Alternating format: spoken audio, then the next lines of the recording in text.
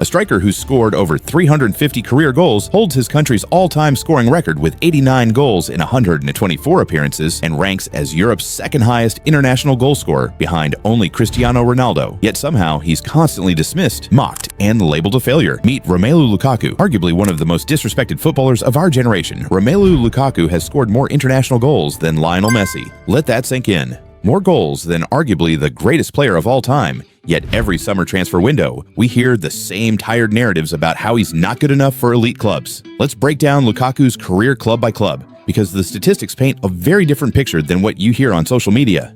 At Anderlecht, where it all began, a teenage Lukaku announced himself to the world with 41 goals in 98 appearances. Not bad for a kid who was still learning his trade. But this was just the appetizer. When Chelsea paid £10 million for him in 2011, they saw potential. However, limited playing time meant loans were necessary. At West Bromwich Albion, he netted 17 goals in 35 appearances. Suddenly, Premier League defenders knew his name, but it was at Everton where Lukaku truly exploded onto the scene. Initially on loan, then permanently for a club record £28 million, he repaid that faith spectacularly. Over 4 seasons at Goodison Park, Lukaku scored 87 goals in 166 appearances. Let me repeat that, 87 goals. That's an average of over 20 goals per season for a team that wasn't exactly setting the league on fire. Those Everton numbers earned him a £90 million move to Manchester United, where despite all the criticism, he still managed 42 goals in 96 appearances across 2 seasons. Not spectacular, but hardly the disaster many painted as. Let's put this in context though. Lukaku arrived at Old Trafford with enormous expectations. A £90 million price tag in 2017 was serious money. Jose Mourinho specifically wanted him as his main striker. In his first season, he scored 27 goals across all competitions, including crucial goals in big matches. He even broke Bobby Charlton's record for most goals in a player's first 9 appearances for the club. But here's where the narrative gets twisted. As United's overall play became more defensive and disjointed under Mourinho, Lukaku became the scapegoat. His first touch was dissected frame by frame on social media. His work rate was questioned despite him covering more ground than most strikers.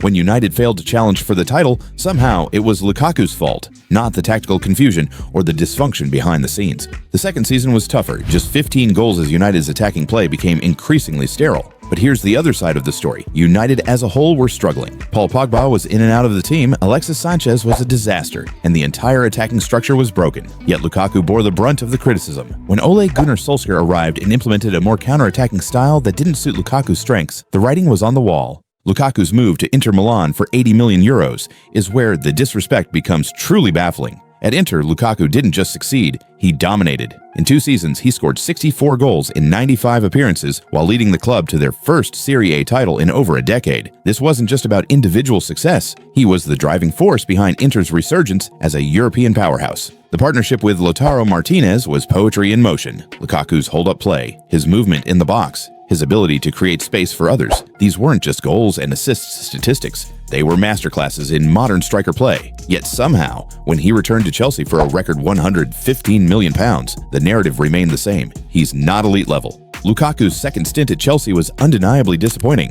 Just 15 goals in 44 appearances, tactical disagreements with Thomas Tuchel, and that infamous interview where he expressed his desire to return to Inter. It was messy, unprofessional, and gave his critics all the ammunition they needed. But here's what's frustrating about the discourse around that Chelsea period. It's used to dismiss everything else he's achieved. One difficult season in a team that was struggling tactically under multiple managers, and suddenly his entire career is called into question. After being shipped out on loan to Roma, where he scored 21 goals in 47 appearances, Lukaku has found his home at Napoli. In the 2024-25 season, he finished with 15 goals across all competitions for Napoli, along with 11 assists, numbers that showcase not just his goal-scoring ability, but his evolution into a more complete forward who creates for his teammates. At 32 years old, when most strikers are winding down, Lukaku is still performing at the highest level. But perhaps the most damning evidence of how unfairly Lukaku is treated comes from his international record. 89 goals in 124 appearances for Belgium. He's not just their all-time leading scorer, he's obliterated the previous record. During Euro 2024 qualifying, he scored 14 goals in just 8 appearances, breaking the record for most goals in a European Championship qualifying campaign. Think about the company he keeps in international football. Only Cristiano Ronaldo has more goals among among European players. That puts him ahead of legends like Gerd Müller, Miroslav Klose, and yes, even Messi. Yet somehow, we're supposed to believe he's not world-class. In an era where we worship technical brilliance and silky smooth touches, Lukaku's more direct physical approach is often dismissed as unsophisticated. He's not going to nutmeg 3 defenders and curl one into the top corner. Instead, he'll use his strength to hold off a center back, lay it off to a teammate, and then ghost into the box to finish clinically. There's also the social media factor.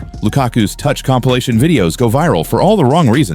His missed chances get more attention than his spectacular goals. In the age of Twitter hot takes and Instagram highlight reels, nuance is dead, and Lukaku suffers for it. The Belgium factor plays a role too. Despite his incredible international record, Belgium's golden generation hasn't won a major tournament. Somehow this becomes Lukaku's fault, despite him consistently delivering goals when his country needs them most. What makes Lukaku's success even more impressive is how the game has evolved. Modern strikers are expected to be complete footballers, creators, finishers, pressers, and tactical chameleons. Lukaku has adapted his game accordingly. His assist numbers have improved, his hold-up play has become more sophisticated, and his understanding of space and movement has reached elite levels. Look at his peer group. Strikers who are considered world-class. How many of them have Lukaku's international record? How many have single-handedly carried teams to league titles like he did with Inter? How many have consistently scored 15, 20 goals season after season across different leagues and different tactical systems? Romelu Lukaku may never get the respect he deserves during his playing career, but the numbers don't lie. Over 350 career goals, 89 international goals, league titles in Italy, and over a decade of elite-level performance across multiple countries and tactical systems.